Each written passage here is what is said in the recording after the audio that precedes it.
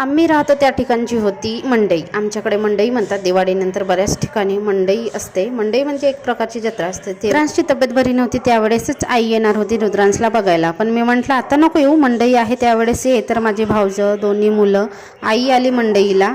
हे दोघे म्हणजे रुद्रांशचे खास मित्र. नेहमी हे आले की रुद्रांशला शाळेत जायचं नसते, पण ह्यावेळेस त्याने अजिबात आनाकानी केलं नाही. मुक्काट्याने बिचारा शाळेत गेला. जाताना तेवढा लॉलीपॉप घेऊन दिलं. तिघांना एकसारखा वेगवेगळ्या कलरचा, ज्यांना जसं पाहिजे तसं त्यांनी घेतला. नंतर जाणार म्हणून घाईघाईमध्ये आम्ही त्यांचा पाहुणचार केला. शंकरपाळे, लौकीचे वडे, गुलाबजाम बनवले होते आणि ते जाणारच होते. तितक्यातच रुद्रांश आला आणि तो काय जाऊ देईना. रुद्रांशचं तसंच असते. नेहमी एकतर तो झोपला असेल किंवा शाळेत गेला असेल तेव्हाच आलेले पाहुणे जातात. काल पण निधी मम्मी, निधीचा भाऊ म्हणजे माझी जाऊबाई आली होती. तर निधीच्या भावाला पण तो रोकत होता, म्हणजे जाऊच देत नव्हता. पण ते कसे तरी गेले. बघा, पाहुणचार तर झाला पण हे काही गेले नाही. आता उद्या काय, तो सकाळी झोपला